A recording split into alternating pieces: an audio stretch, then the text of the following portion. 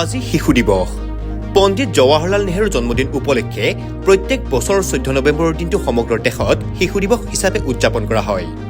এই উপলক্ষে আজি ৰাজ্যৰ ভিন্ন প্ৰান্তত শিশু দিৱসৰ লগত সংগতি ৰাখি শিশুসকলক লৈ অনুষ্ঠিত হয় বিভিন্ন কাৰ্যসূচী। ৰাজ্যৰ অন্যান্য প্ৰান্তৰ লগতে নলবাৰী জিলাৰ বৰাজল ধুৰ কুচিয়াপাৰা প্ৰাথমিক বিদ্যালয়তো দিনজোৰা কাৰ্যসূচীৰে ছাত্ৰ-ছাত্ৰীসকলৰ মাজত শিশু দিৱস উদযাপন কৰা হয়। বিদ্যালয়খনত বন্তি প্ৰজ্বলন আৰু শ্ৰদ্ধাঞ্জলি অৰ্পণ কৰে বিদ্যালয়খনৰ প্ৰধান শিক্ষকৰ লগতে ছাত্ৰ-ছাত্ৰীয়ে। ইয়াৰ পিছতে অভিভাৱক পৰিচালনা সমিতি সমন্বিতে ছাত্ৰ-ছাত্ৰীসকলে সাংস্কৃতিক অনুষ্ঠানৰ আয়োজন কৰি দিহানাম, ছাত্ৰ-ছাত্ৰীসকলৰ মাজত গীত পৰিৱেশনকে ধৰি বিভিন্ন অনুষ্ঠান পৰিৱেশন কৰে।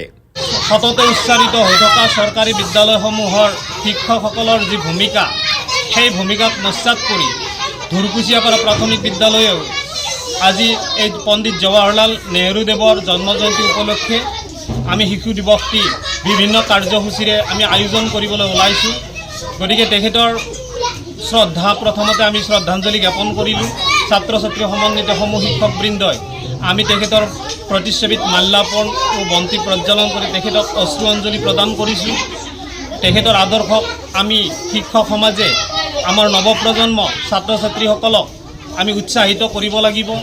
আমি তেখেতৰ আদৰ্শৰ প্ৰতি তেখেতৰ যি মহানতা উদাৰতা আছিলে সকলোবিলাক আমি ব্যক্ত কৰাব লাগিব।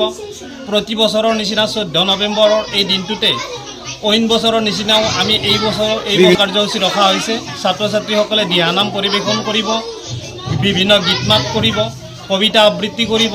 গতিকে এনেকুৱা ধৰণে আমাৰ যথাসাধ্যে শিক্ষক সমাজে আমি যি ধৰণে চেষ্টা চলাইছোঁ সেই ধৰণে ছাত্ৰ ছাত্ৰীসকলক অগ্ৰগতি কৰি নিয়াৰ স্বাৰ্থত আমি এই অনুষ্ঠানটো আয়োজন কৰিছোঁ। নলবাৰীৰ পৰা দীপু দাসৰ report, news any 365। Stay informed, stay ahead. News Any 365.